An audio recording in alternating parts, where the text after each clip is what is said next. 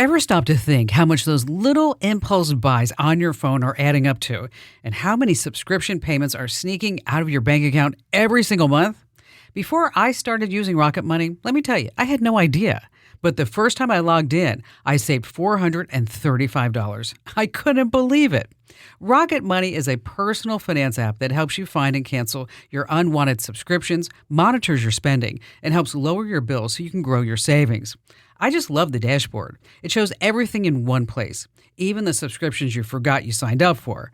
And if there's something you don't need, Rocket Money helps you cancel it. Plus, it alerts you if a bill increases or if something unusual pops up in your account. It's basically like having a personal assistant for your money. Cancel your unwanted subscriptions and reach your financial goals faster with Rocket Money. Go to rocketmoney.com/Kim today. That's rocketmoney.com/Kim. rocketmoney.com/Kim. Hey, welcome to the Kim Komando Show podcast for the weekend of May 6, 2023. And let's get into it. Here's hour one. Hey, I always like to start with something interesting. And if you're looking for a job, you already know how great it is to tap into LinkedIn.com because you can easily find out who's who at a particular company. You can see if you have any friends who work there or maybe you're connected to someone at that company. And launching next week, if you're the lazy type, oh my gosh, you're just going to love this. You can now use LinkedIn's artificial intelligence, right? I said AI. And it's all going to do the legwork for you. So it's going to find the hiring managers. It's going to compose custom messages and send them off. It's going to cost you $40 a month. But you need to be super careful with doing this because if the AI screws up, let me tell you, there's no way to unsend a career-killing DM. All right, so just keep that in mind. You want to proofread anything. You know, it just reminds me of a story. A few years ago, one of our lead project managers posted on LinkedIn, "When I die, I want my developers to carry my coffin so that they can put me down one last time." Well, let me tell you, that got the developers in the company all kind of crazy. And one of them actually commented, "For the first time ever, you've passed along the requirements clearly." Ouch, that's a bad one. Hey, on that happy note, welcome, ladies and gentlemen, to this. It's the Kim Komando Show. It's the nation's largest, most trusted source about all things digital. I am, of course, America's beloved digital goddess, Kim Komando, here with you once again.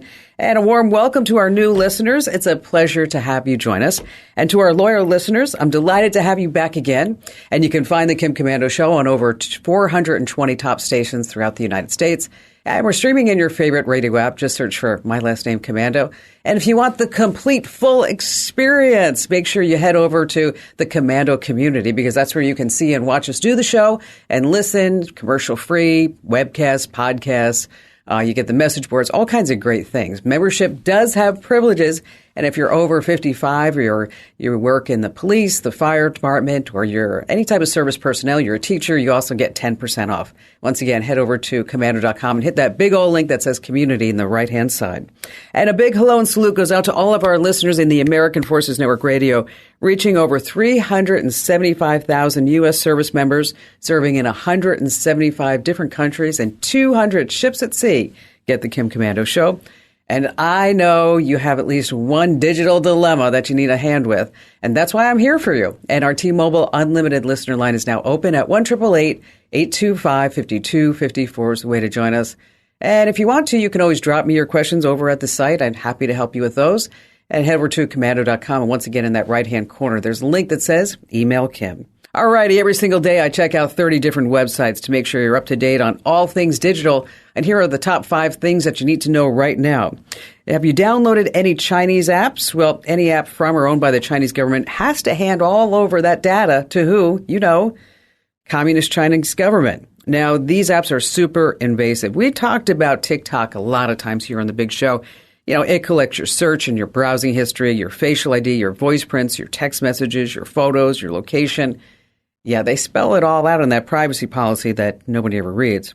Now, according to the Washington Post, 4 out of 5 of the top apps in the U.S. are from China. Yes, the most popular app in the U.S. scrubbed all references, though, from it being Chinese. It's the one that lets you shop like a billionaire. Yes, Temu. It actually links back to a Chinese commerce giant, PDD Holdings. It's now gone. So right now, TikTok and CapCut are listed in the Apple and the Google Play stores as they are from Singapore. That's right. So what you want to do is make sure that if you have any of these Chinese apps, you just wipe them off. If you need help, we have it all over on the website at komando.com. Number 2, wow, this is some crazy story, and I want you to really pay attention. Google's CEO, Sundar Pichai, thinks that AI is going to make the world healthier. Bill Gates says it's going to bring equality. Ray Kurzweil says that we're going to live hand in hand with machines. And then, of course, Elon Musk, Stephen Hawking, Steve Wozniak said that AI is going to be just doom. So what does the godfather of AI think? 75-year-old Geoffrey Hinton.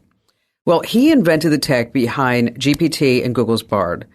And he has spent a decade working on AI projects. And he left Google.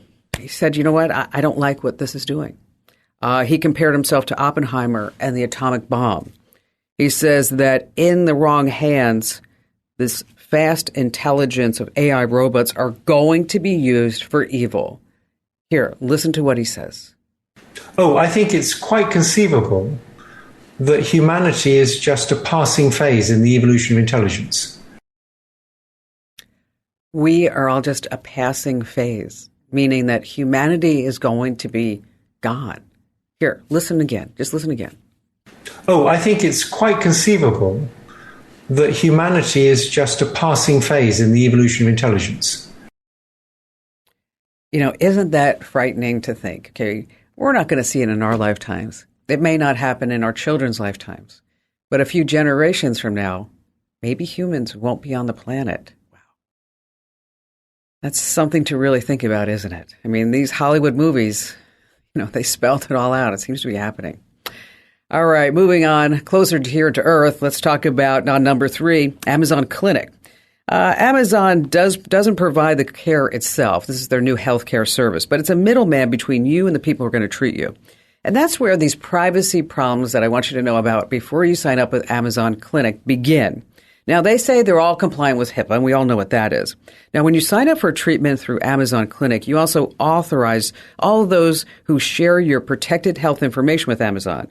So what does this include? Your contact information, your demographic, your insurance info, your complete patient file, your medical and billing records. Yeah, jackpot. Now, Amazon says that they have the right to use, disclose, retain this information for 2 purposes. If the healthcare provider used with Amazon Clinic leaves, they have to set you up with another one. You know, my advice is don't sign up for Amazon Clinic. You want to ask your bona fide doctor for health and medical advice.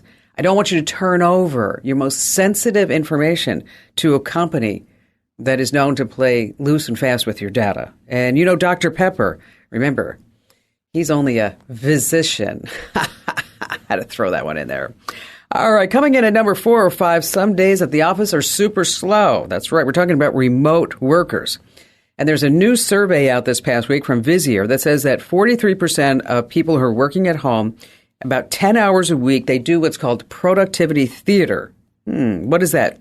That's when you act like you're super busy, but you're not. And a few culprits behind this. 1 are all the layoffs. Number 2, increased surveillance of remote workers.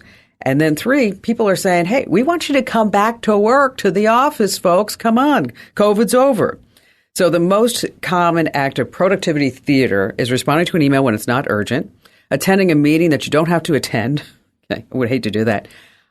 Keeping the laptop awake when it's not working, doing extra research when it's not necessary, exaggerating a status update.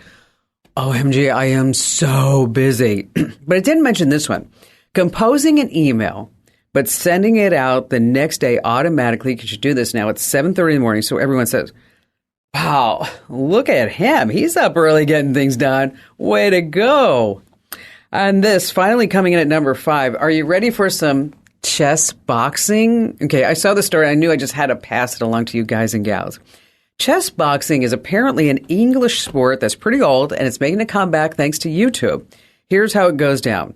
2 boxers face off in 11 intense 3-minute rounds of chess. Okay, then they break off the chess game, and then they knock each other out. And then they go back to playing chess, and then they knock each other out. They go to back and forth, back and forth, back and forth. So it's a huge hit online. Big-time YouTuber Ludwig broke his online viewership record recently. He got 3.8 million views. Now, to excel at chess boxing, you actually have a choice to make. Am I going to be good at chess or am I going to be good at boxing? Wow. Speaking of, I asked my trainer at the gym the other day if I could start shadow boxing. You know what he said? Sure, Kim, knock yourself out. All right, coming up in our privacy tip, we're going to talk about banking apps, how they really know who you are and how you can be using them the safe way. And we have all of your phone calls, and you have me, Kim Komando. Hey, our T-Mobile Unlimited listener line is now open at 1-888-825-5254 is the way to join us. And let me tell you, if you're not getting our brand new newsletters, I looked at the numbers this morning, 19,800 thumbs up and about 600 thumbs down. And so if you used to get our newsletters, you hated them, now's the time to check them out again. Head over to komando.com/subscribe. Once again, that's komando.com/subscribe, and you're going to love them. We're doing the tech news in the morning, the tech tips in the afternoon, and just security alerts. And once again, that's komando.com/subscribe. Hey, when we think about it, a car is what? It's just a computer on four wheels. And just like your computers, cars are moving in the direction of microtransactions and paid apps. Yeah, it's really crazy. Mercedes-Benz is going to charge some electric car owners, get this, $1,200 a year to go 1 second faster. It's a subscription whole-based plan. Now, in other countries, BMW, they tacked on $18 a month for heated seats. Hey, if you have a brand new Toyota, you're going to have to subscribe to Toyota's Remote Connect service to use your own key fob to start the car remotely. Now, that's not the worst of it. There's a new report out this week from Consumer Reports, and most new cars have a feature built in. It's fabulous. It's called automatic crash notification. This automatically calls for help when drivers are in an emergency situation and then gives the precise location of the vehicle to authorities. Get this, even if the person behind the wheel is unconscious. So it's just really a great, great thing to have on a car. But there's a big but. Some automakers want us to actually pay for this feature. So to talk about this report and all the other car subscriptions, we have Keith Berry. He's the autos reporter for Consumer Reports. Keith, thank you so much for being here. Consumer Reports did this whole thing about automatic crash notification and how some car manufacturers are charging for it. Which manufacturers are charging the most, and what exactly is this cost? Yeah, so the biggest charge for this, actually the highest that we found, comes from OnStar, which is kind of interesting because OnStar really revolutionized the industry. They were the first ones to come out back in the 90s with this feature. That means that they have a lot of fixed costs. They have, they need ongoing updates. They have a network. They have a call center where employees sit and, wait for these crashes to take place and then make those connections with emergency services. So I can kind of see why they would want to charge, because they have actually spent all this money. But $29.99 a month after that free trial is done is pretty high. It's very steep compared to some of the other manufacturers out there, especially considering, that 14 brands out there offer a feature, either this exact feature or one very similar to it, for free. Well, and I do remember those commercials. I don't know if you do, from the first OnStar commercials. I mean, and they were so effective because, they would actually play a call from somebody who was stuck in a ditch or the car rolled over. And then they were able to push that magical OnStar button so that this way they could get help. And they do have that whole infrastructure. But I just have one question. If I buy a used car and say the previous owner purchase this whole automatic crash detection for 2 years or 1 year, do they actually know when the ownership of that car changes hands? It depends on the manufacturer. Some of these things you do want to, it's part of a whole digital suite, and you want to log out and log back in again, because otherwise they might have information that, the new owner of a vehicle may have access to the prior owner's personal information. A lot of these are tied into, say, navigation or into things, they can remember your spouse's anniversary and give you a call. They have calendar features. And some of these are things that you don't necessarily want your home address to be shared with the new owner of a vehicle. So yeah, most of the time you have to log out, create your own profile, and it depends on the manufacturer whether or not it is transferable. The big issue when you're buying a used car, especially though, is if I'm sure you've talked about, and I'm sure your listeners know about the 3G shutdown that happened, and a lot of cars had automatic crash notification up until like the early 2020s. 2019, 2020, 2021 model years had 3G built into the car to connect with emergency responders, and these systems just don't work. So you could go and read an old Consumer Reports review of the car, and it would say, it has this feature. And then when you get the car and you try and connect it, you'll get an error message because the technology to run it, the networks just don't exist anymore. Not there. So be careful about that with the used car, yeah.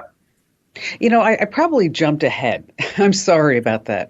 But let's just backtrack just a little bit, and let's really fine-tune and identify for all of our listeners, what exactly is automatic crash detection, and how exactly does it work?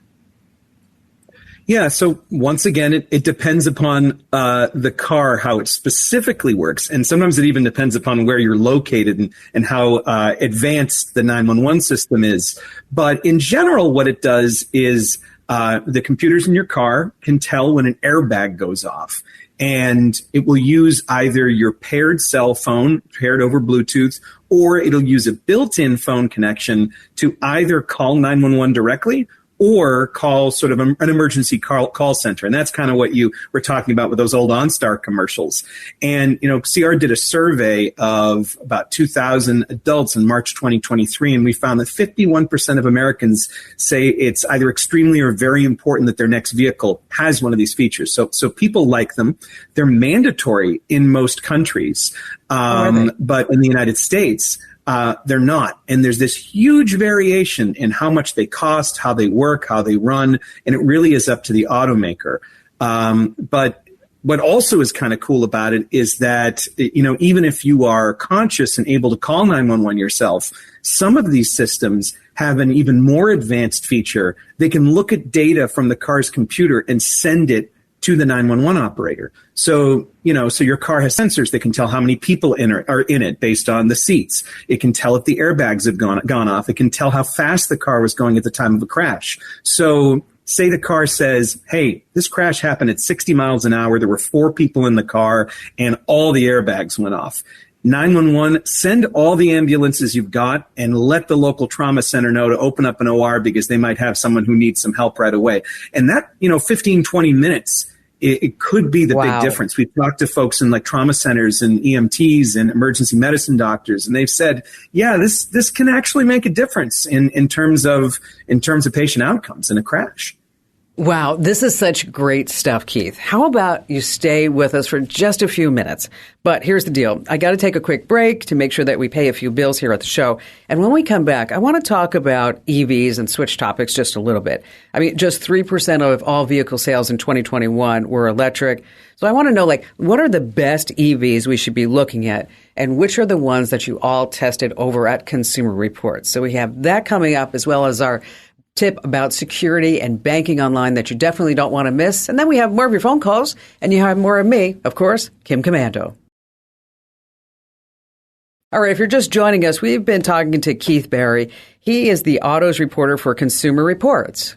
I did try the full self-driving mode, and if I had not touched the wheel, I would have ran into a truck. I would have blown through a stop sign. On the freeway, I was about to crash into a motorcycle. And this whole full self-driving, it's just a bunch of BS. It's just, these people that can get on a Tesla and go on the freeway and fall asleep. I just don't understand how they can trust that vehicle. And after 2 months, I said, I had enough of it, and I sold it. And I know that Tesla gets, high marks for certain things, but when we start talking about EVs, is there one in particular that you think if somebody wanted to dip their toes into the EV marketplace, that this might be the car for them? Yeah, I think you really hit the nail on the head there. We need to talk about automation and electrification as two separate things. It can't, Tesla's done a great job sort of talking about technology in general. But Right. electrification is its own sort of thing. And like you said, that full self-driving, it isn't there yet. So if you're just looking to go electric, there's some great cars out there. The Hyundai Ioniq 5, it has this incredibly futuristic look, but it has a full steering wheel. It has, it uses the electric architecture to open up the interior of the car because you don't have to worry about that transmission tunnel where the engine is. It's this incredibly Correct. roomy car, but everything is exactly where you'd expect it to be. You don't have to learn how to use it. You just get in it and drive. And, I've driven the Porsche Taycan, and that's also pretty quick. And, these economy electric cars, they've got that instant torque, and they're fairly quick. They will certainly give you more power than almost any gas-powered car on the road today, at least in that feel of off-the-line power. So we recommend, the Nissan Leaf is a great choice for someone who is just looking for something which is affordable. The Tesla Model 3, save your money on the full self-driving subscription, but the Model 3 Right. itself is a great vehicle. So you don't have to go out there and spend $100,000 or more on an EV. Unfortunately, the majority of the ones on the market right now are fairly expensive, but I think with, the EPA announcement and with the tax credit, automakers are getting that certainty they need, saying, you know what? It's time to invest in this. And when they do that, prices are going to come down. We're at this weird kind of, this sort of tipping point. And like we've seen with all technologies, prices come down when it becomes more popular. We're going to get more charging stations. We're going to have cars that are more affordable. Right now, we're not there. We're at the very beginning. But, I bet if we have this conversation in 2 or 3 years, there's already 4 times as many EVs on the market as there was, 6 or 7 years ago. So I wonder where this conversation is going to be a few years from now if we have it. But some consumers may be tempted to look at cars from newer EV manufacturers. I'm talking like Rivian and also Lucid. What are your thoughts about that? I would say in general, it's the same advice that Consumer Reports has been giving for longer than I've been alive, which is do not buy a car in its first model year if you're really stability. And, if you look at almost every manufacturer, when they're going electric, when they're coming out with their first EV, they have some issue on the first small number of cars. So Audi had an issue with the e-tron. There was an issue with the F-150 Lightning. There was an issue with the Chevy Bolt. All of these cars had something just, off that first batch of cars. And it's because cars are really complex. It takes a while for automakers to kind of figure everything out and make sure that all the I's are dotted and T's are crossed. And sometimes cars make it to production. A new car makes it to production with something wrong, and there's a batch of lemons. The same thing has been happening with gas-powered cars for years. When that new Ford Explorer hit the market, there were tons of recalls, a bunch of issues with it.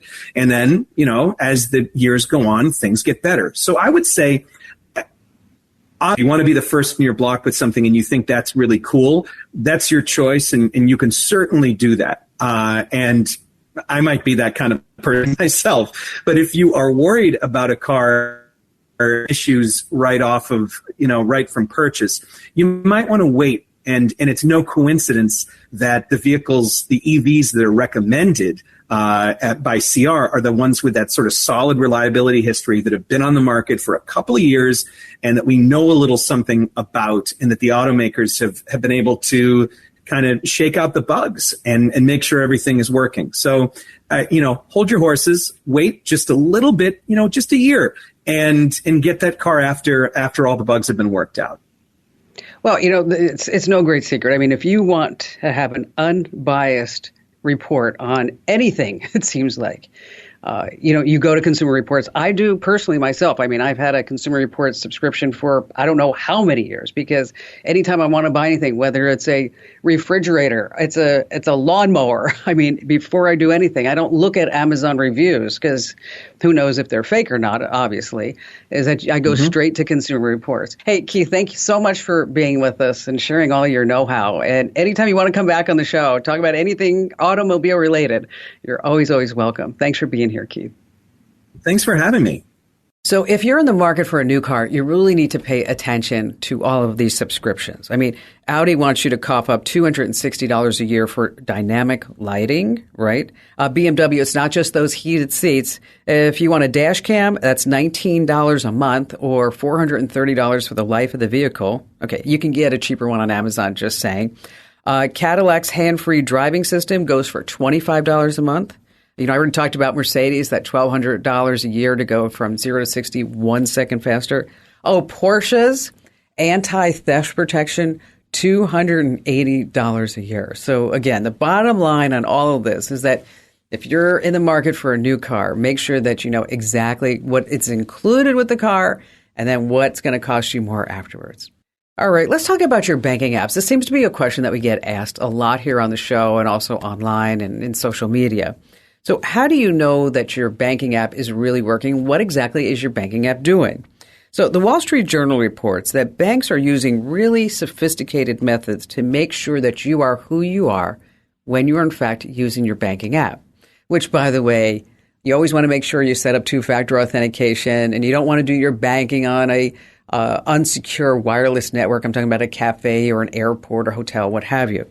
But I thought this was really fascinating that you would find interesting too, that when you're using your banking app, that app is comparing your typing speed with every other attempt from the past. Wow, you know, you didn't think about that, right? They also analyze how much pressure you use when you're entering your credentials. They check how many pixels your fingers cover when you tap each key.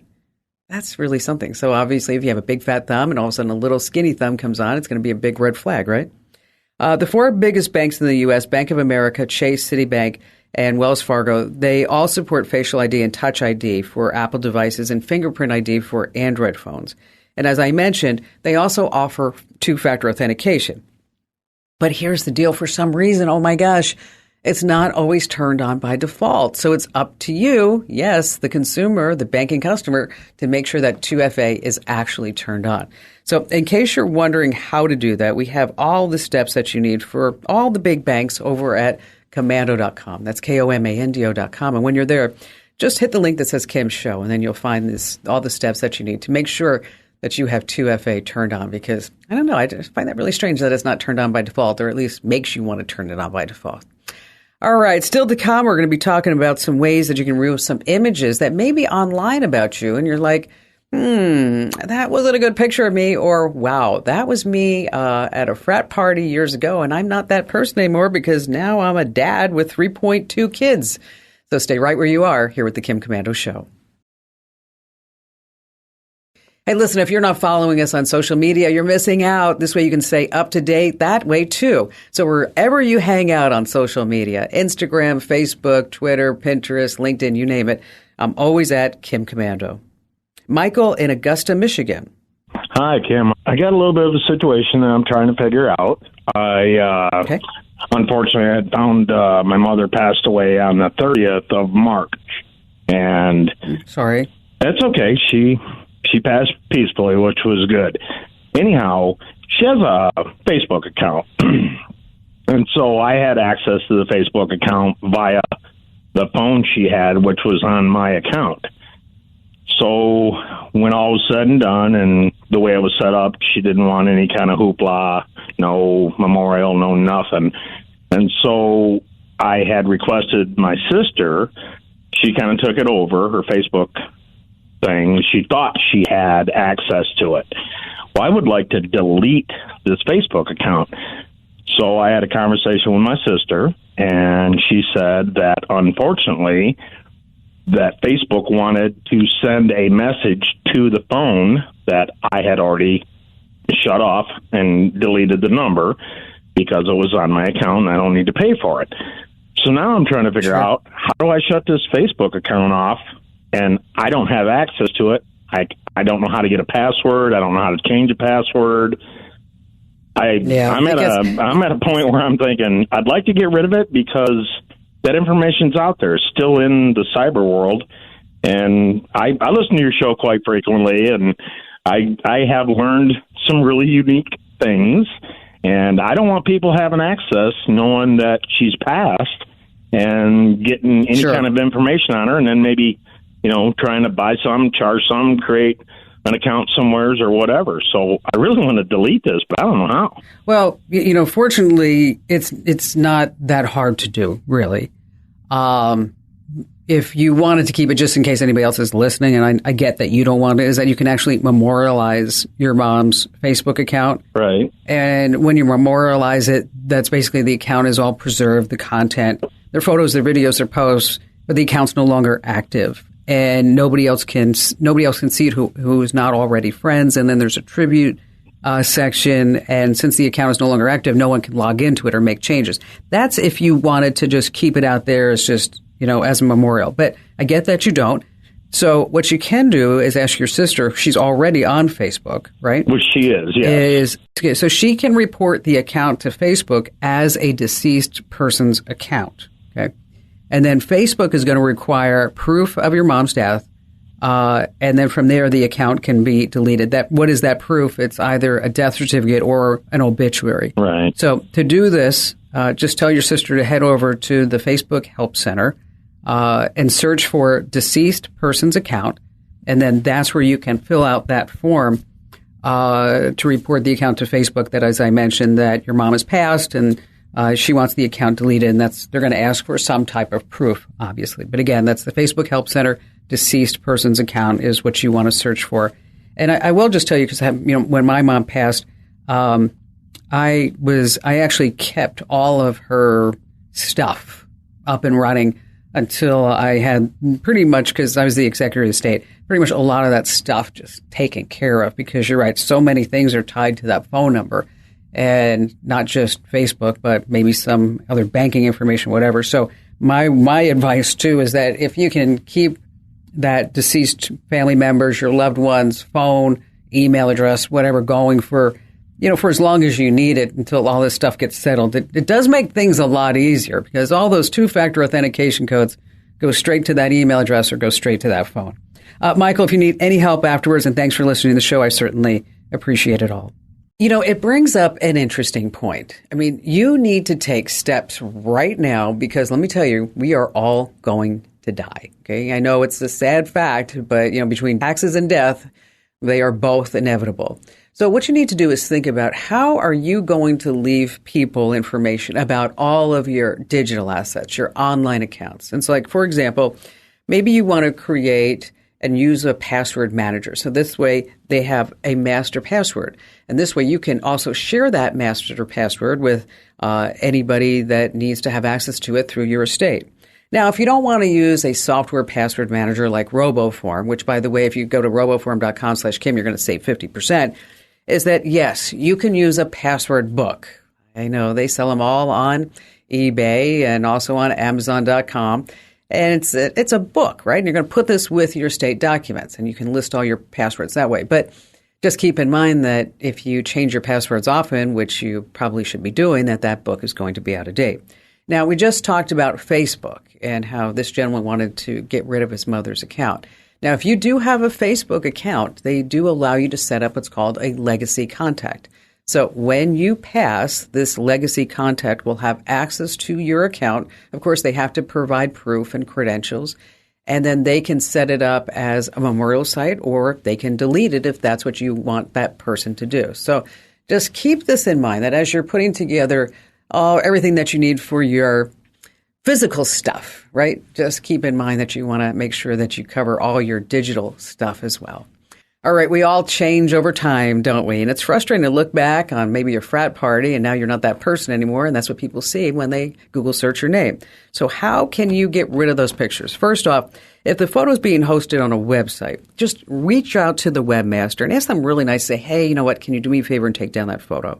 And if you're not sure who owns the website, what you want to do is say, do a Whois search. And there are different websites that like do Whois. And then you can type in, say, whoiscommando.com, and they tell you who owns it and also the physical address and how you can contact that person. There's also Google's Search Console. Keep in mind, it only removes the results, not the actual content from the website. And the other thing you can do is report that image to Google by clicking on 3 dots on the photo and selecting Report this result. And just maybe, fingers crossed, they're going to take that photo down for you. Hey, do me a solid and tell 3 friends about the Kim Komando Show. You can always find me at Komando.com.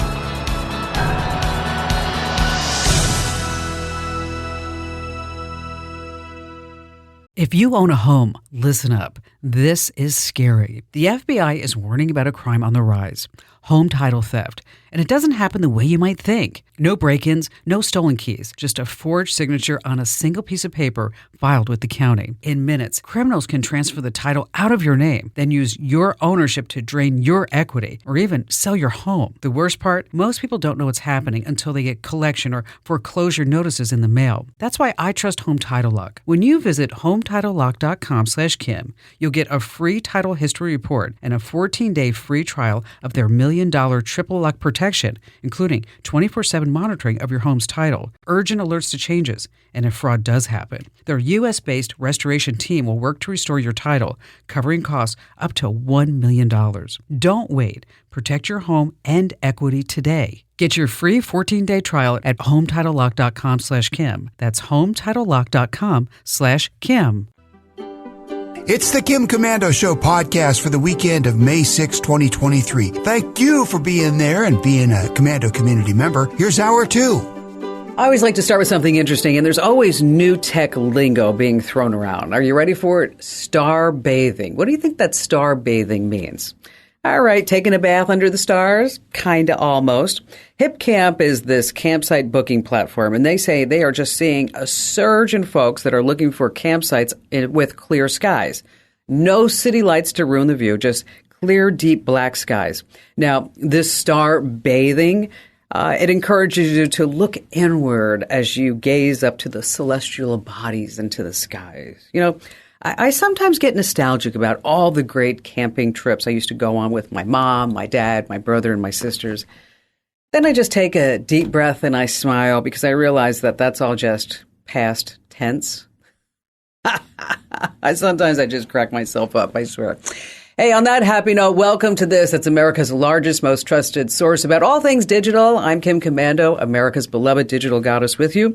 And you're about to get more tech smarts because every single thing is now a tech thing. And if you're a new listener, welcome.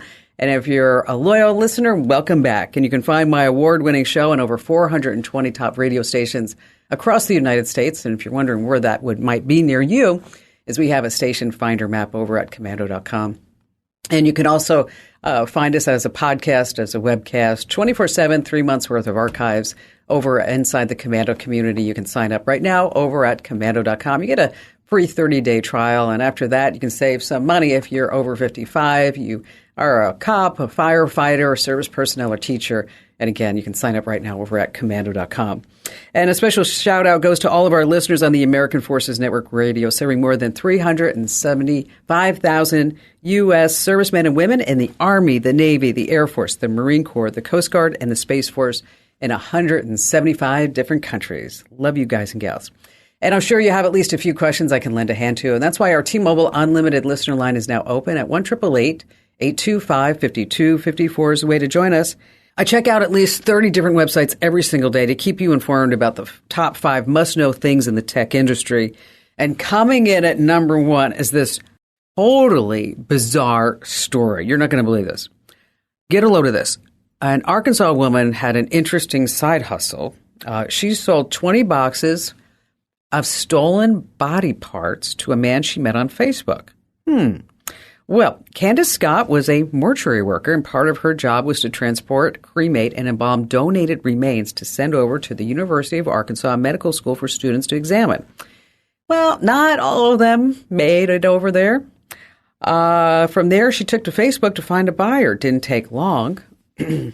She found Jeremy Lee Pauley, who lived in Pennsylvania. The first Facebook message she sent was this: "Just out of curiosity, would you know anyone in the market for a fully intact embalmed brain?"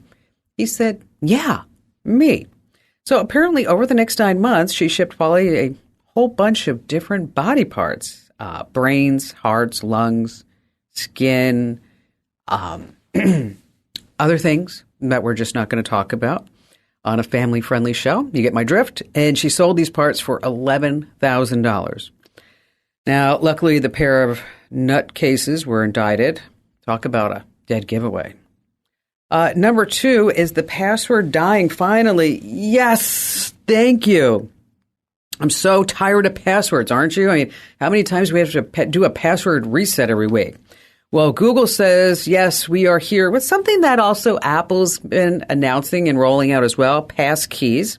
But Google announced you can get the passkey for all your accounts. So what are they? First of all, they have some serious advantages that you want to know about. So instead of this long, crazy passwords of numbers and symbols and hieroglyphics and gang signs, now you can just log in with your fingerprint, your face scan or a screen lock pin.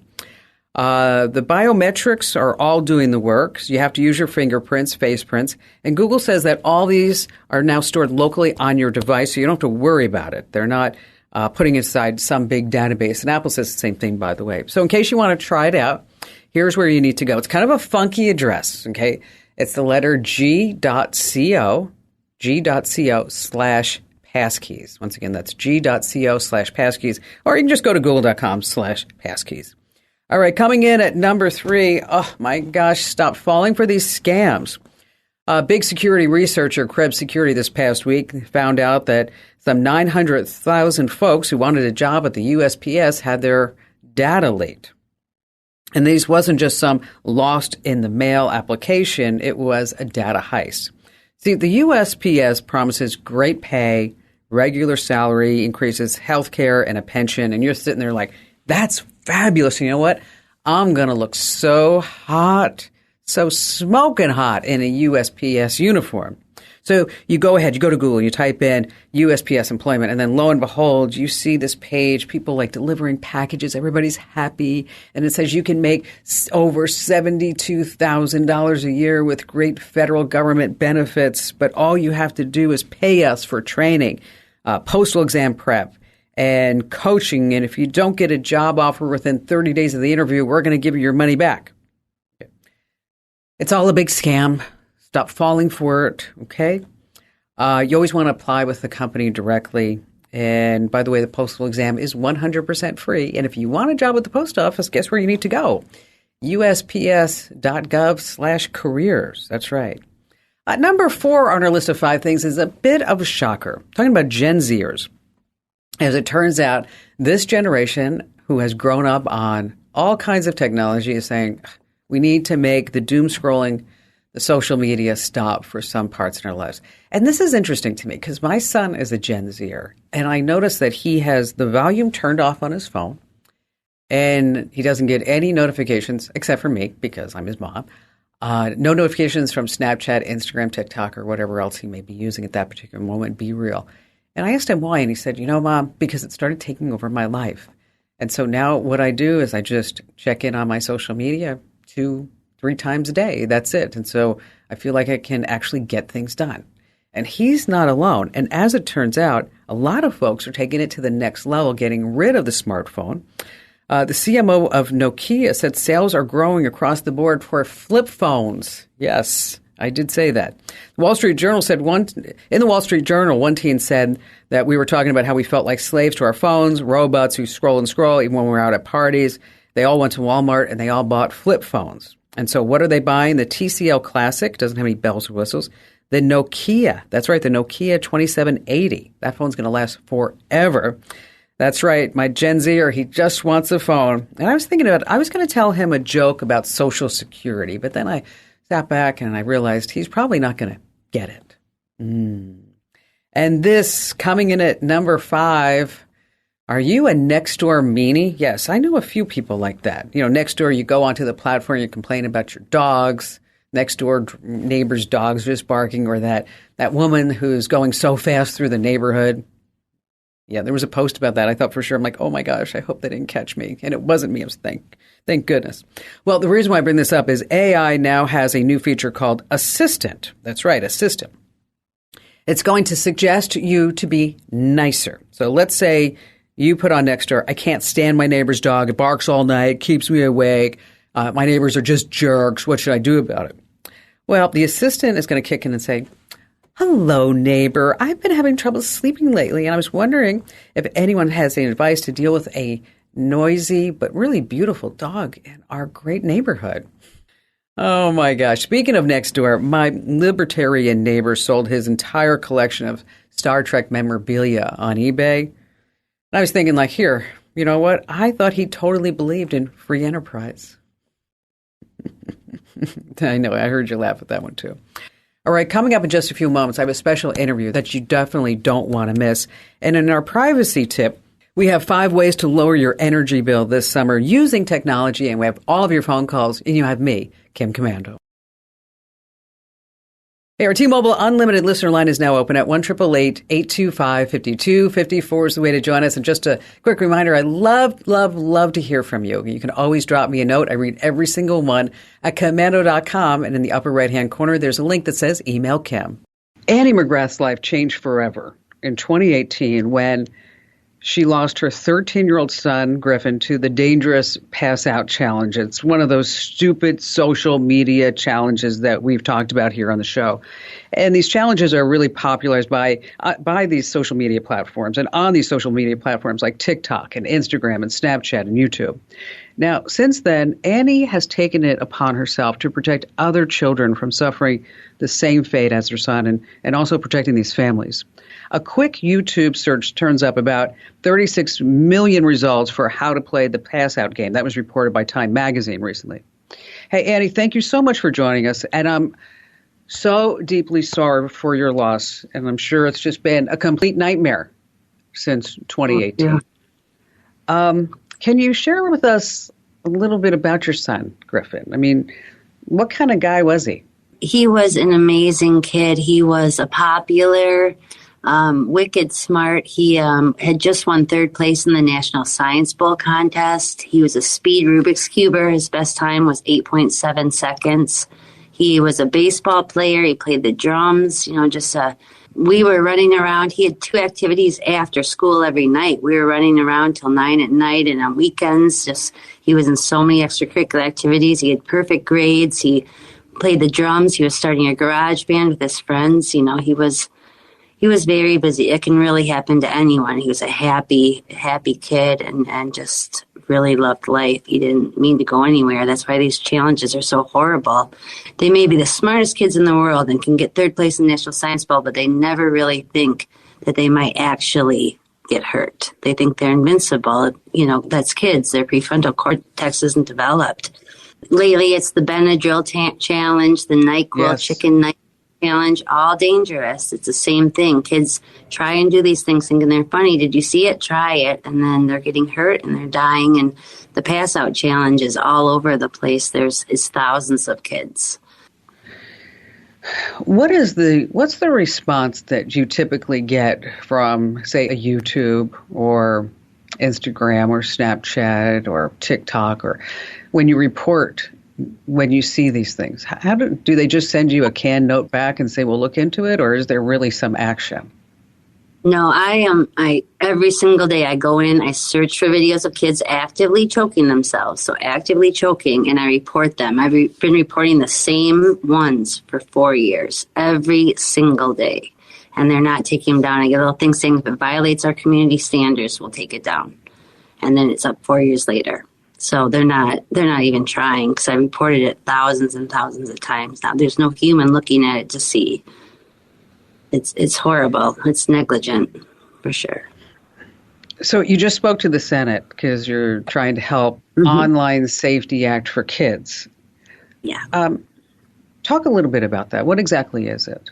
The Kids Online Safety Act, Senator Blumenthal and Blackburn just reintroduced it. And it's giving a duty of care, that the technology companies have some duty of care. It's on their responsibility to take care of it. And they also have to share their research. And then there's also independent auditors that will come in. The FTC will regulate it. There's a lot of really good things. And it makes it better for parents when you report things, that it actually will be watched and see if they're being reported. It's a wonderful bill. These companies, they make so much money. And I've heard the excuses time after time. We just can't watch everything. We can't control everything. We can't look at everything.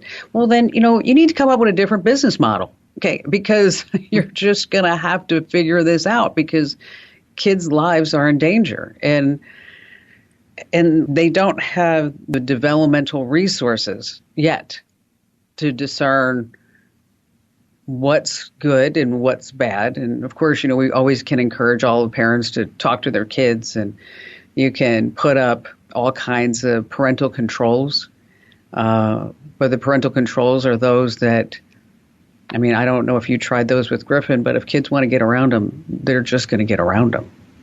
Yeah, well, we had parental controls. My husband used to do random checks on the phones. You know, we had all of that. But kids, yeah, they definitely can get around them and see what they want to see. And there really isn't any control. They're out there. And it's on YouTube everywhere. It's on TikTok everywhere. It's just, they can find, I can find 50 kids choking themselves right now within 5 minutes.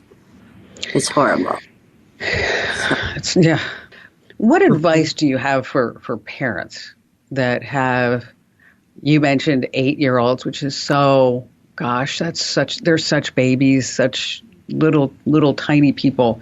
So say between, 8 and 16, 17, what advice would you have for parents?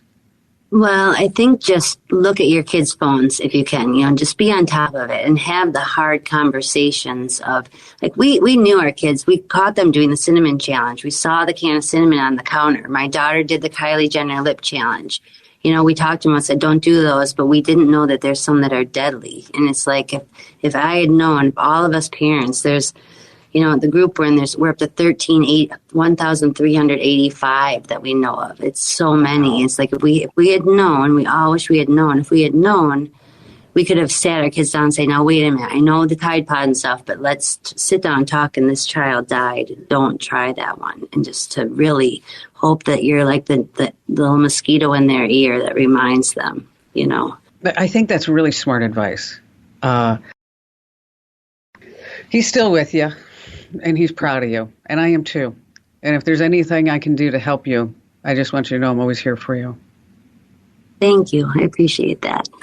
Thanks for being here, Annie. Of course.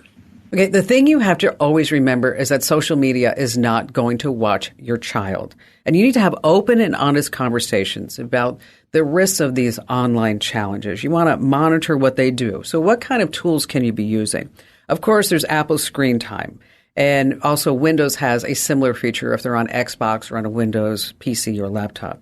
But if you need some extra oomph, Bark is a service that uses AI to monitor the kids' activities across all the apps and the platforms, and it also alerts you to any potential risks like cyberbullying, self-harm, or sexual content.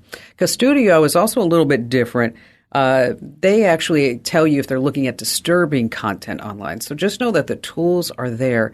And always have an open dialogue with all the kids in your family. We have more coming up here on The Kim Komando Show. All right, it's time now to play the game that I like to call Commanding the Tech World Trivia. Notice that? Just a little play on commando. That's right, Commanding the Tech World Trivia, because we've all seen how the world has changed because of tech. But do you really know the backstories, the insider secrets that make this digitally connected world just go round and round? Like this, Windows XP. And I know there are some listeners right now saying, Kim, I love Windows XP. I'm never giving it up. Okay, it released in what year? 2001, and then support was supposed to end in 2009, and then finally they just pulled the plug in 2014. But here's the trivia question. How many different major versions of Windows has Microsoft released? How many different versions? Drum roll, please. It's 10. That's right. Windows 1, 3.1, 95, XP, Vista, 7, 8, 8.1, 10, and 11. So when playing Commanding the Tech World Trivia, you need to really think outside of the box. And joining us this week as our very special guest contestant is Don in Augusta, Maine. Hello there, Don. Glad to have you with us. Hello, Kim. Well, thank you. It's great to be here. I love your show. Long-time listener. Well, appreciate that, Don. Now, let me tell you, there's a big prize if you can guess the trivia. It's the official Kim Komando Show fanny pack. Ooh, are you ready to play? Hey, ready. Yes, thank you. Okay, so this one's about Apple Computer. And it was founded in 1976 by Steve Jobs and Steve Wozniak. And they were actually friends who met when they were working at Atari. You remember Atari. It was that popular video game company, right? Right. Now, Wozniak was the engineer and the computer hobbyist, and he designed what he called the Apple I. And then Jobs saw potential in this design. He said, hey, you know what? We ought to start a company so we can sell these computers. So I'm going to give you 4 statements. And now, which of the following statements is true about Apple? Okay, Don, you got to pay close attention. Okay. A, A, they named the company Apple because it was Steve Jobs' favorite fruit. He just ate apples all the time. B, when they were working on the first Apple computer, Steve Jobs and Steve Wozniak, they got into a fist fight over whose name should be first on the patent. Or C, Steve Jobs always wore turtlenecks because he had this nasty scar on his neck and he didn't want anybody to see it. Or is it D, Steve Jobs and Steve Wozniak had a third partner who quit because he just said Apple Computer would never amount to anything. So, which of these following statements are true? A, it was named Apple because it was Steve Jobs' favorite fruit. B, Jobs and Wozniak got into a fist fight. C, Steve Jobs wore turtlenecks. He had this nasty scar on his neck. Or D, there was a third partner who didn't believe in the company. How about the favorite fruit? You're going to go with A, or the favorite fruit. Apple was named because it was Steve Jobs' favorite fruit. Let's go to the judges. Let's see what they say. Oh, that doesn't sound good. Oh, that did not sound good at all. This is a really interesting story. The third partner, there was a third partner. His name was Ronald Wayne. Now listen, get a load of this, Don. Wow. He sold his 10% stake in Apple for $800 in 1976, only 12 days after putting the partnership together. They were partners less than 2 weeks. And he's like, I'm out of here. I don't think this is going to amount to anything. It's a total waste of time, effort, and energy. Now, here's the kicker, Don. If he would have saved his 10% and went with the company, okay, if he kept that, he would be worth around $200 billion today. Wow. Could you imagine? Don't you think he's kicking himself at all? I mean, really, seriously. I mean, now, when asked if he had any regrets, he said, this was his quote, Don, he said, not really. It allows me to live a normal life. Okay. Yeah, have fun with that. Yeah, exactly. Go ahead. Go try to find $200 billion in the couch. It's just not going to happen. Okay, no, not in my couch. Not at all. So, hey, listen, so I know you have a question for me. How can I lend a hand? Okay, so I'm a retired teacher, and one of my hobbies, and I did it for a job for a little bit on the side, was videography and editing. So I was putting all of I set up a YouTube channel originally in 2010, and I don't have access to it anymore, and I don't know exactly what happened. I can watch it, but I can't log on to it. And so I kind of gave up on it, and I thought maybe it has something to do when Google bought out YouTube years ago.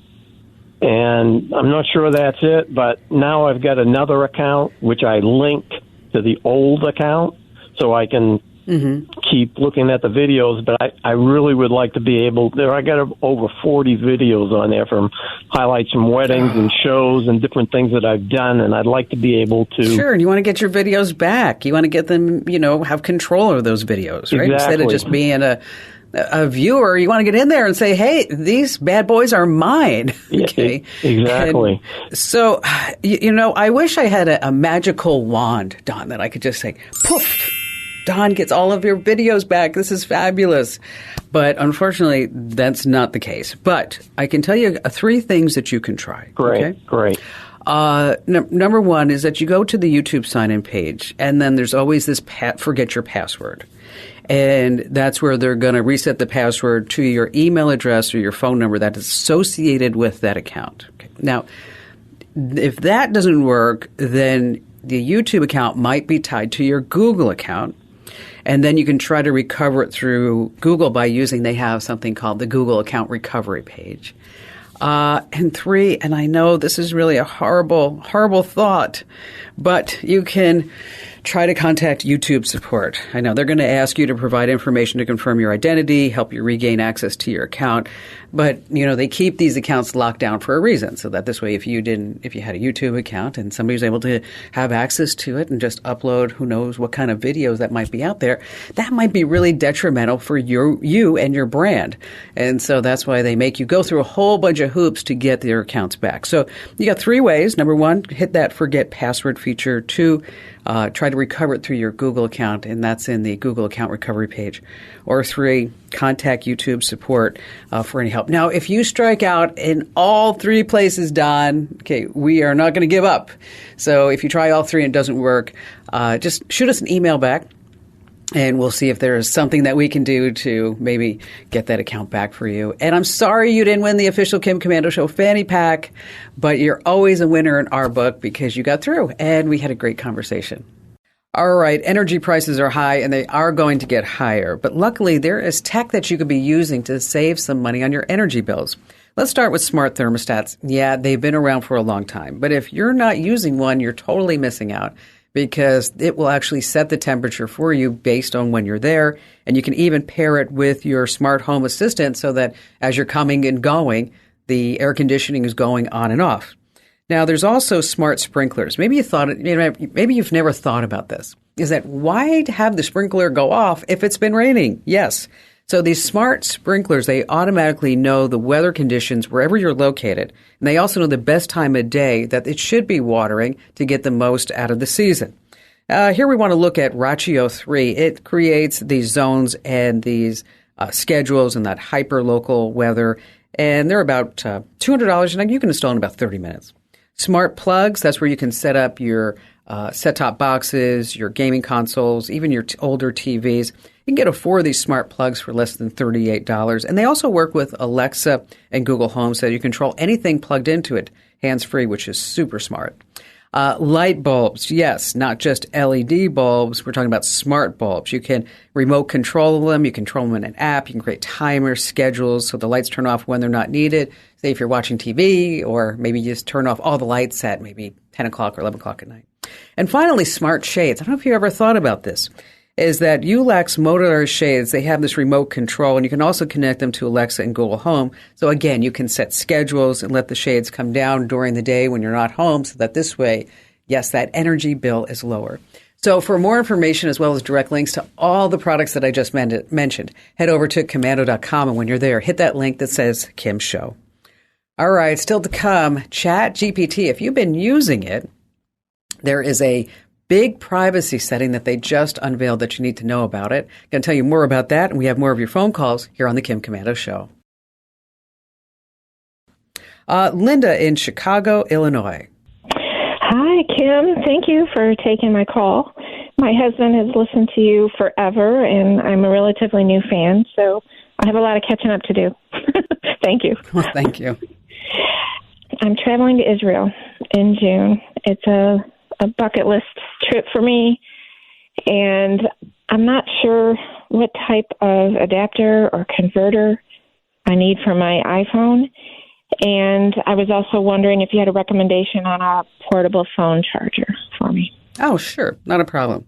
All right. So here we're going to give you a quick lesson in adapters. And I know this is thrilling, exciting information. Right, Linda? This is like, this is keeping you on the edge of your seat. You're like, oh my gosh, I didn't know that this would be ever possible in my entire life. Right? I just don't want to fry my phone. Yeah. Okay. All right. So there are different types of adapters. Okay. And this is a little piece of trivia for you. Okay. So you have different, there are different types. So you've got A is U.S., Canada, Mexico. L is Italy. M is South Africa. N is Brazil. Don't ask me why they do all these different ones Brazil should be type B, I think, but that's just me. Okay. So when you start looking at adapters online, there's one that I travel with, and it's one adapter, and you just move all these different levers per country. And it's really fabulous. And it has like a couple of USB ports. And so whether I'm in Germany, Italy, France, England, Sweden, wherever I am, Switzerland, is that I can just use this one. It's like $15. Now, the problem is you're going to Israel. Guess what? doesn't work there, okay? Because Israel has a different plug type. This is all you have to remember out of our plug type lesson here, is that it's an H and it's a C. And so when you start looking online for these adapters, just know you're going to need an H and a C, and the voltage is 230. Okay. So, and this is different from plugs used elsewhere. So you need to find just one that will work with Israel. And we'll send you one. There's one on Amazon. It's like $15. And it also has a couple of USB ports on it. So you can actually use it as a plug if you wanted to bring your curling iron. Or you can and then you can also plug in your phone on the side. And so, but it, works. It's the voltage is compatible and all that other great stuff. So now, did you think that you would get all this know-how in just a couple of minutes about adapters? Come on, Linda. Come on. Well, I did my homework, but I need a trusted source. So that's why I wrote to you and called. Thank you, Linda. See, now you can go back to your husband and say, now, let me tell you. You should just look at him and say, you know what? This is the deal. Okay. If you know this answer, okay, then I will rub your back for 10 minutes. Now, okay. Now, if you don't know the answer, then you have to rub my feet for 30 minutes. That's what I would do. I like that. So, I would take that. Yes. Okay. So then just say, what type of plug type is used in Israel? And if he says he's not going to know, he's not going to know. Okay. He is definitely not going to know. Okay. So it's an H and a C, an H and C. So this is a guaranteed 30-minute foot rub, Linda. Just guaranteed right off the bat. Okay. All right. And as far as a portable charger, do you have a recommendation on that as well? Just, on your iPhone. I'm going to be out hiking all day. Yes, what you want to do is there are different chargers. You can do a portable charger. Just look for Anker or Belkin. Those are Anker or Belkin. Don't buy any cheap party one from, China. Don't do that. And they also have charging cases, which I like because it's a case that you're going to put on your phone. And then when it needs it, you can charge your phone up to 110%. So that's my preference, is if you're going to be hiking around and walking around all day. So instead of carrying yet one more thing, which who wants to carry one more thing when you're trying to look at all the wonderful sights of Israel, is that you just get a charging case get a case that's a charging case. And then, by the way, what's nice about these charging cases, if you have AirPods, is that you can also charge your AirPods just by laying them down on the charging case as well. If you need some recommendations for them on Amazon, let me know. I'm happy to do a little shopping for you and tell you my best pick. And thank you for your call. And remember, let me know about that 30-minute foot rub, right? Oh, one more thing about traveling internationally. If you have not gotten the MPC app for your phone, totally missing out. That's the Mobile Passport Control. I have it on my phone whenever I travel internationally, and it's just amazing because what you can do is just bypass all the lines. You don't have to do those paper forms anymore or even use an APC kiosk. It's really wonderful. It's available on Apple and Google. Again, it's called Mobile Passport Control. Okay, whatever you put into ChatGPT is being collected to improve its artificial intelligence. Well, some good news. OpenAI just dropped a new update that lets you keep your conversations private. So if you're using ChatGPT, just know that it's collecting all the information that you put in there. But if you don't want that to happen any longer, what you want to do is head to your settings and switch off chat history and training. Once again, you want to switch off. That option says chat history and training. It's all going to be removed off OpenAI server in about 30 days. But you do have to opt out. Again, that's chat history and training. Hey, do me a solid. Tell 3 friends about the Kim Komando Show. And don't forget, 24/7, you can always find me at Komando.com.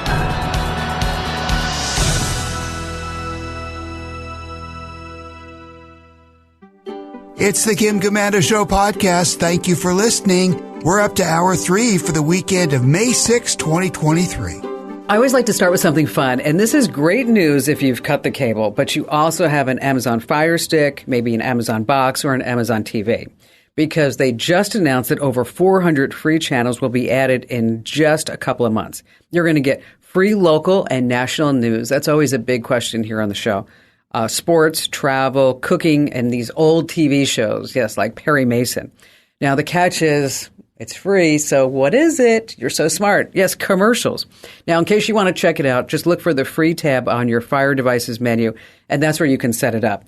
Now, speaking of watching great shows, I am still waiting. I've been waiting for this for so long, for the 4K Star Wars reboot where Yoda says HDMI.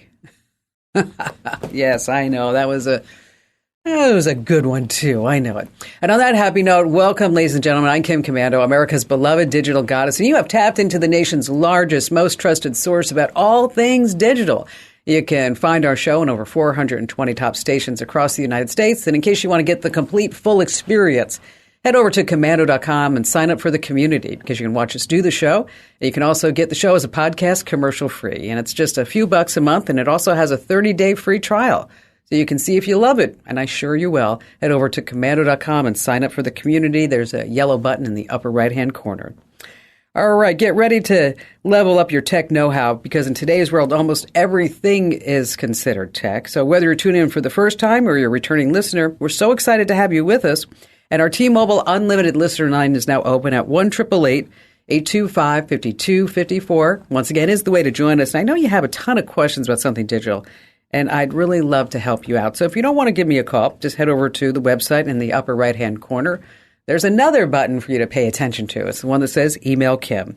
All right, every single day I check out at least 30 different websites to make sure you're up to date with all things digital. And these are the top 5 things that you need to know. And starting with number 1 of 5, something called Hot Chat 3000. What's that? It's an AI dating website or a hookup website. I'm not really sure, but whatever it is, Hot Chat 3000 has to be the most superficial website in the history of the internet. So here's what their motto is. Hot Chat is where hot talks to hot and not talks to not. Okay, let me translate all this for you. You upload your photo. You better make it a good one. The website's artificial intelligence algorithm determines your so-called hotness. Then it randomly matches you with someone it rates as equally hot or not to chat with. Now, everyone's rated on a scale of 1 to 10 based on looks only. And yeah, Hot Chat 3000 also woke, meaning you may get paired to a male or a female. Now, one person told the Daily Mail that he upped his hotness by simply putting on sunglasses. There's an idea. The bottom line, if you're lonely enough and insecure enough to use this thing, your self-esteem is probably not going to improve when you see who you're matched with. So you might want to stay away from Hot Chat 3000. Coming in at number 2, the NYPD's answer to car theft. You know, there's been a surge in car theft all throughout the entire country because we have these viral Kia Boy videos. And these guys are showing people how to hack into older Kias and Hyundais using just a USB cable and a screwdriver. So even though people are saying take down these videos, they're still out there and they're still multiplying like rabbits. So here's where things get a little interesting. In New York City, the NYPD says that thefts for these cars have gone up 50% since these videos have gained all kinds of popularity. So what does the mayor do? He announces that the city is going to give out 500 Apple AirTags to residents to track their cars. Now, the catch is you have to let the police have permission to track your car in case it gets stolen, because that's all because of New York has this anti-stalking law. So you got to let the thief know that they're being tracked. So what about Kia and Hyundai? What have they been doing since all of these surges of the car thefts? Well, guess what? They have announced a major update. So if you have a Kia and you have a Hyundai, you have to make sure that you get this update. Contact your dealer right now. Okay. What the update does, it extends the length of the car alarm when the car is stolen. Really? Is that the best you could do to make the car alarm go another 30 seconds? Jeez Louise. Number 3, let's talk about cars, because, you know, your car is a computer. It has about 1,400 microchips on the inside. And because it's a car computer on wheels, what does that mean? Yes, you're so smart. Data tracking, a lot of data tracking. So this in from Vice News, there's a new tool out there that can tell you everything that your car is tracking about you. It's called the Vehicle Privacy Report Tool. And all you have to do is plug in your car's VIN number, and then it spits back all the privacy policies about your specific car. So here's what we did. We plugged in the VIN number of Maddie's Kia, and it spit down a full rundown. And here's what it has. Kia is known to collect locations, identifiers, and user profiles. And then Kia is going to share that and sell to affiliates, service providers, to the government. So in case you want to see what kind of data that your car is tracking, head over to vehicleprivacyreport.com. Once again, that's vehicleprivacyreport.com. If you missed that, we're going to have a story posted about it on the website, komando.com, early this week on Monday. So again, that's vehicleprivacyreport.com, or just check the website on Monday. Coming in at number 4, Clippy. Yes, do you remember Clippy, that paperclip assistant that Microsoft would have bouncing across your screen? This time, Microsoft has come up with something truly amazing. I don't often say that, Microsoft, truly amazing. They have something coming out now called Copilot. And Copilot is just phenomenal. I mean, let's say you have a document on your screen and you look at it, it's all single-spaced, and now you want certain parts of it to be double-spaced or formatted or centered or whatever it may be. So now you have to highlight it, then you have to go to the menu and select whatever option that you want. Complete nightmare, isn't it? Imagine if you could just say, hey, Clippy, make the first 2 paragraphs double-spaced and center. Make the third and fourth paragraph single-spaced and to the right. Hey, can you put a picture of a tree right there in the middle? Yes, exactly. It works in Excel too. Get rid of row 6. Why don't you, instead of numbers in column 7, can you make them all percentages? Yeah, this is really something. They have thousands and thousands of commands. This is really going to change the way that we work. And again, it's called Microsoft Copilot. And last, this coming in at number 5, the one person you want to talk to on Zoom, right? We're all tired of it. But here's the deal. A recent study conducted by BetterUp, an online coaching platform, they created this massive database of Zoom conversations to analyze how we interact with others on video chats. They found that the highest rated conversationalists had a few things in common. So if you want to be an effective Zoom communicator, pay attention right now. They say that you speak faster, you vary your volume and go up and down, and down by this softly so that people are really listening. That's what they do. They nod, they shake their heads more often, they mix up topics.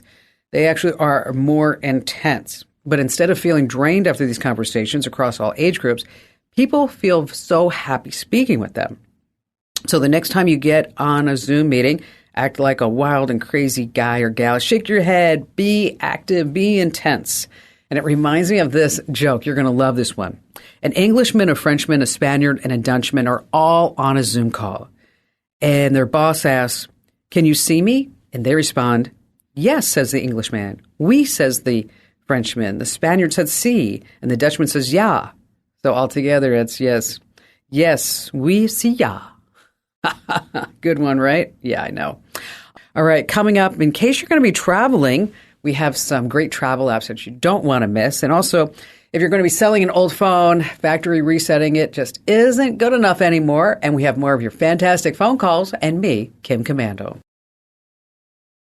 Hey, our T-Mobile Unlimited listener line is now open at 1-888-825-5254 is the way to join us. And if you're not already, make sure that you get our free email newsletters. You're going to love them. They're all new and approved. Sign up right now at komando.com/subscribe. That's komando.com/subscribe. Okay, so we all know about the tooth fairy. Okay, and that's always a bit of a controversy. I mean, like, how much does the tooth fairy actually leave per tooth? And then there's somebody who's known as the tech fairy. Oh, of course. I mean, I'm America's beloved digital goddess. I love the tech fairy so much better than the tooth fairy. So I read this story about the tech fairy. His real name is Craig Clark, and he lives in Jacksonville, Florida. At the age of 58, after retiring, he decided to pursue a brand new career path, and he actually became an honest-to-goodness computer tech. Now, what's remarkable about Craig is what he's doing right now. It's such an inspirational story. So far, he's given away about 537 computers to 537 people. And just like the tooth fairy, the tech fairy never stops. Hey, Craig, thank you so much for joining us. So what inspired you to do this? There's a couple of reasons. Number one, I have a complete inability to do nothing that doesn't have a challenge to it. I am really good at golf, and I'm really good at computers, and that's about it. Okay, I don't read books. I don't watch television. So I like to have something that I'm working on all the time. And So when I became a computer technician, and I was always interested in computers, we bought a Commodore 64 back then, and always played around with them. It wasn't my career at all, but so I retired retired. I was asked to retire. So I became a computer technician, and then I would go to someone's house, and I would fix up their new computer and take their old one. And for 27 years, I worked for 7-Eleven convenience stores in the corporate office, making really good money on the backs of people who weren't any different than me. Sure. And then this Nextdoor website opened up, and through a burst of brilliance or insanity, I branded myself as the Tech Fairy and began to post pictures of the people that I give computers to. And some of the stories are really dramatic, and I would write those stories up, and people would say, wow, I've got 3 computers sitting on the desk gathering dust. Do you want them? So I would pick them up, and next thing you know, I've got pictures of 537 people. It's just crazy. All the publicity that's happened in the last year is crazy too. So what's the most memorable computer that you gave away? The one that I got the most responses from ever was from a 11-year-old girl who went by DJ. And I go to the Goodwill store frequently because there I'm looking for people that don't have the money to go up to the Apple store, right? Sure. And she was walking in with a severe limp. Then I noticed she had Down syndrome. So I go up and talked to her dad, and somehow I hopefully politically correctly said, can she use a computer? And he said, quote, that's the only thing she can do. Oh. And I was delighted to go help her. She had a stroke when she was 18 months old, really. I mean, I never heard of that. I had 400 or 500 people responded to that, not with computers, of course, but just with comments. But I've got so many others. There's a girl that I love, Seneca Simon, that had her. She was working at 7-Eleven, where I obviously paid attention when I walked in, and she was really nice to a customer in front of me that was complaining. She handled it perfectly. I said, you did a really good job there, Seneca. Do you like working here? She said, I love working here. I said, but you're college age. Why aren't you in school? She said, well, I was in school, but somebody stole my laptop. And I was taking online classes, so I had to drop out. Duh.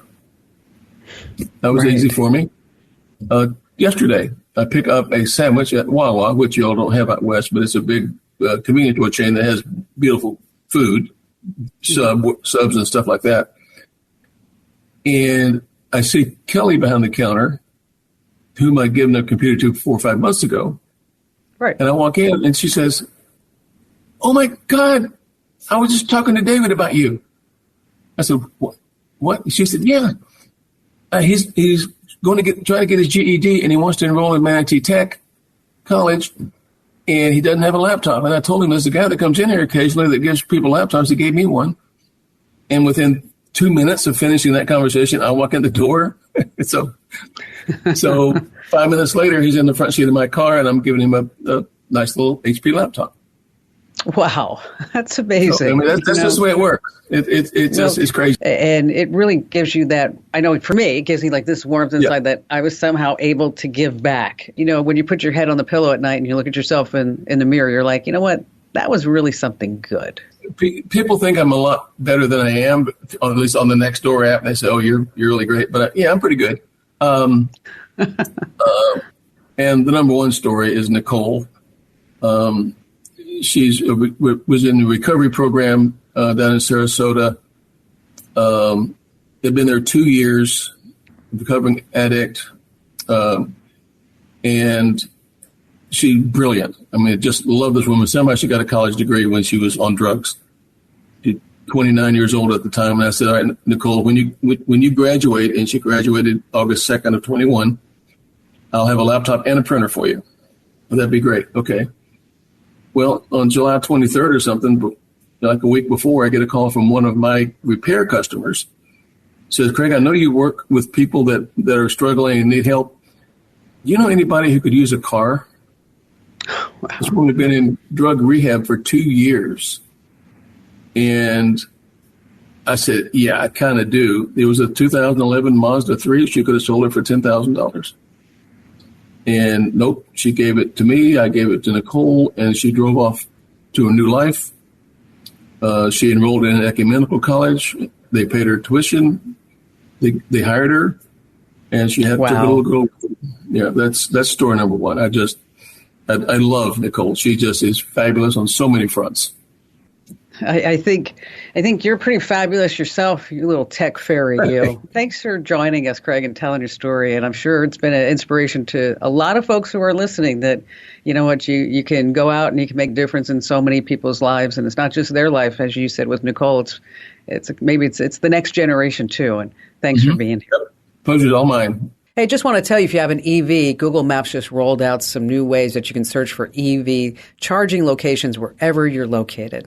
Hey, stay right where you are. We have more tips, tricks, and secrets and more of your fantastic phone calls that you can't afford to miss here on The Kim Komando Show. All right, so I don't know if you've noticed, but I've been talking a lot about our free email newsletters. And my partner in crime and putting these all together is, of course, our amazing content queen at Komando.com and here at the show, Ali Seligman. Hello there, Ali. Hi, Kim. We changed the newsletters? What do you mean? I didn't. Yeah, we did. I didn't know. Yeah. Just kidding. Just a little bit. Just a lot of it. Oh, my gosh. And listen to these numbers. Because before you came on, I just went over to that site because we're asking all you guys and gals to rate the newsletters. Now, we have 19,814 thumbs ups. Whoa. 707 thumbs downs. Okay. So here are some of the comments. Christina says, a lot of really good information today. Super interesting, very informative. I'm going to share it with the folks at my job. Thank you for all you do. And also the silly puns. Oh, thanks, Christina. Thank you, Christina. Let's see. Very good. No clickbait, just reading. Great stuff. I liked hearing about the Kentucky Derby. Because, we put some current events in there as well. Yep. Bob Metzger says, every day read, it's essential. Karen McDaniel Hamilton says, I always look forward to your words of wisdom. And this person didn't leave a name, says, I really love your new daily newsletter format. So clean, so fresh, so humorous. Keep them coming. We're hilarious. Yes, we are just hilarious. Hilarious. So the newsletters are a lot of work, aren't they? You could say that. Yes. And you know what? I bet a lot of people out there think, oh, Kim Komando is definitely not like writing these herself. She doesn't have time to do that. Au contraire, friend. No, yes. Every single day we are in there. Kim is in there changing things. Believe me, Kim's pun game is way above mine. So usually when you get one of those, like the big laugh or the big groan, that's Kim.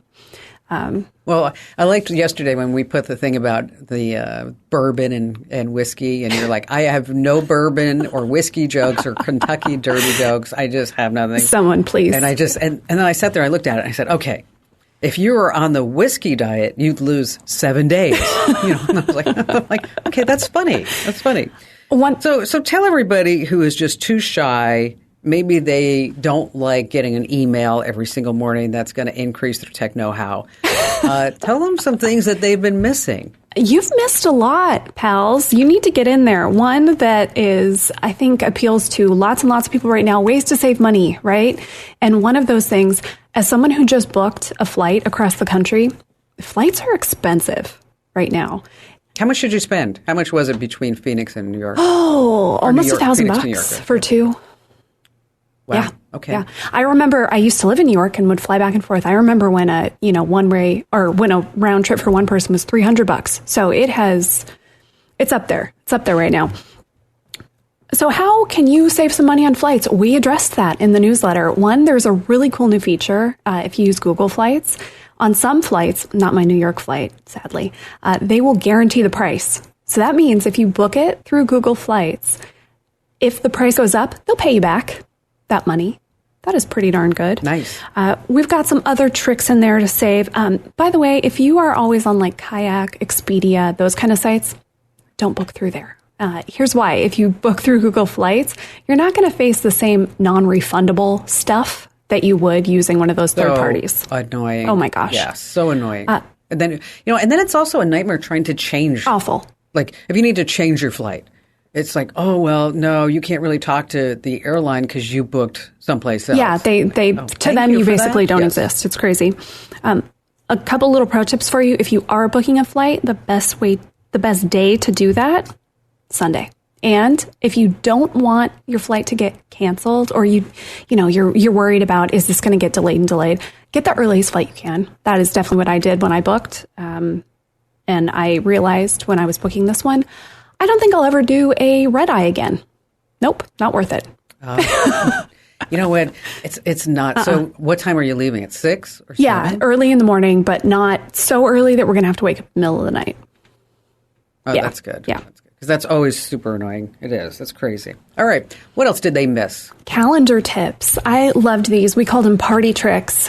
Again, Google, because so many of us use it, our readers use it. Google Calendar tricks.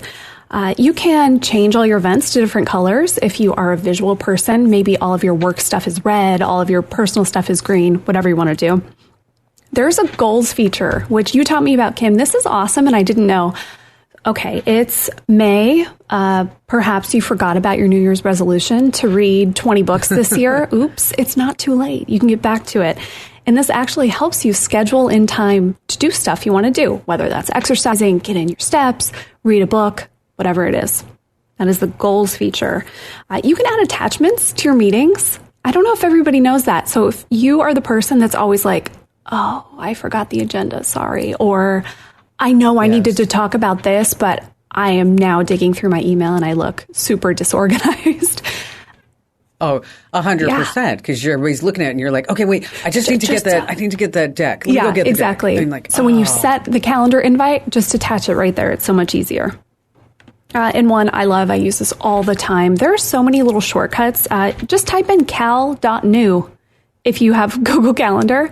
You don't need to open the site. You can just do that and put in your own, put in the whole event right there. It's so nice. And see, and it's not just tips. In the news, the morning edition, you actually are getting the latest tech news. One big story that you need to know about. Like, so for example, these scammy job sites, or what's going on with ChatGPT, or what's happening within your car, and is it actually tracking it? So it's this whole mishmash of stuff that you need to know to get that day started. We've got web snippets, we have by the numbers, and I'm telling you, folks, I think this is by far. Okay, I know this is going to sound crazy. I think it's the best email newsletter that is on the internet. I'm not kidding you. I mean, I really think this is something. And I was at a Cinco de Mayo party last night, and some people, they were coming up to me. This woman comes up to me, Anna, and she says, "Hi, Anna, if you're listening." Anna comes up to me, she goes, "I am living the Kim Komando life." And I said, "What do you mean?" She goes, "I'm getting your newsletter." She said, "I'm listening to the podcast, and I'm learning so dang I love that. much." Thanks, okay? Anna. Love you, Anna. Thank you, Anna. And so what I did, I said, Anna, you need to tell everybody in your family. Okay, so she's like, okay. And of course, Joe is there, and Joe's like, I'm doing my part. I'm doing my part. Which leads us to this. If you are getting the newsletter, just tell 3 people about the newsletter. Just forward it off to them. Let's just forward it off to them. That's all. And if you want to be really great, what you do is wherever you're on social media, just say, I get this free email newsletter, and you should get it too. And just put the address there, komando.com/subscribe. Once again, that's komando.com/subscribe, komando.com/subscribe.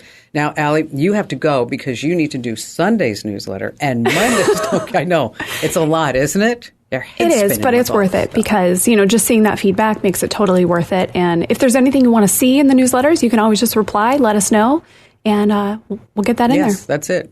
That's true because you can also reply to the newsletters, and we want to hear your feedback. We want to know. Allie, great job as always, and I'll see you in a little bit when I get my head in the newsletters. Okay. Thanks for being here. All right, so you're about to hit the road on a summer vacation. So let's talk about some apps that you want to put on your phone to save those memories. First up is Day One. It's a journaling app that you can use for everyday life, but you can add photos, videos, and even record audio entries. Now, what if you're traveling all around Europe, London to Paris to Rome to Venice to Florence or wherever? That's where you want to use an app called Journey. It will keep all your memories separate, organized, along with those photos, videos, and maps. And finally, a great app is called 1 Second Every Day. That's all it does. It takes a video of a few seconds every day, and it's so fun to use on trips and also, actually, all year round. If you need links to these apps, we have them over at Komando.com. Stay right where you are. We have more of your phone calls as well as later on. If you're getting rid of an old phone, you just cannot factory reset it anymore. You have to do some more work to make sure that your data's gone for good. I've got that coming up here on the Kim Komando Show. Vince in Vero Beach, Florida. Hi, Kim. Enjoy listening to your show on Saturdays on the radio, and we've got a little particular challenge in front of us, and we're hoping you could help us out. Okay. My family and I operate a 501c3 whose focus is to spread the gospel and as well as financial and food support to orphans and underprivileged children, and primarily focused in Jinji, Uganda right now. Okay. And That's we do great. a quarterly newsletter. And we've struggled with it because we use a Word product, and it just seems like it's wrought with difficulties.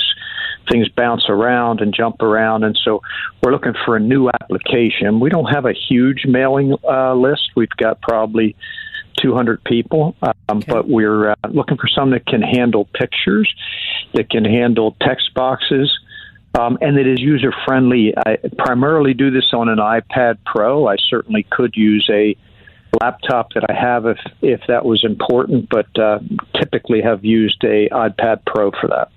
So when you say newsletter, is this something that you want to actually physically mail, or is this going to be delivered by email? By email, via email. All right. Well, here's what you want to do with the 200 names. Is first of all, you're going to collect the 200 names that you have, and then there are email newsletter sending services. One is called MailChimp, and the other one is called Constant Contact. And they both work the same way, and I'll tell you about the differences in just a sec. And so essentially what you're going to do is sign up for this service, and it's free up to 2,000 different email addresses, right? And then you're going to pick a template, and then you can just import your pictures, and it's just like dragging and dropping. So it'll say, like, put a picture here, and you're like, oh, okay, I got a picture of the kids in Uganda. That should be front and center. I'm going to put that right here. And then where's your text, and what are some points that you want to get across, and here are some bullets. And so it gives you the basic format. That doesn't mean that you can't change it, Vince. If you wanted to put a picture in a different place, it gives you the option to do that. If you have a logo for your nonprofit, is that it tells you where to import that logo. So the whole idea is that you don't really have to design anything. You're just dragging and dropping, essentially, files from your computer and stuff that you want to just type into the newsletter onto the service. What's fabulous about it, Vince, is that unlike doing it in Microsoft Word and then trying to send it as an email, is that it will manage your email addresses for you. So if somebody has a different email address, it bounces back. They're going to be taken off the list. If somebody wants to unsubscribe, is that they have that option to unsubscribe at the bottom. If somebody sees your newsletter and they want to subscribe, then you can also have the option on your website, or when you are out and about, you could actually put on your business card how to subscribe to your newsletter, your free newsletter. And matter of fact, it doesn't have to be just quarterly, because even if you have like a special announcement, you have now the latitude to do that within about 15, 20 minutes. I'm not kidding you. It doesn't take long at all. And that's awesome.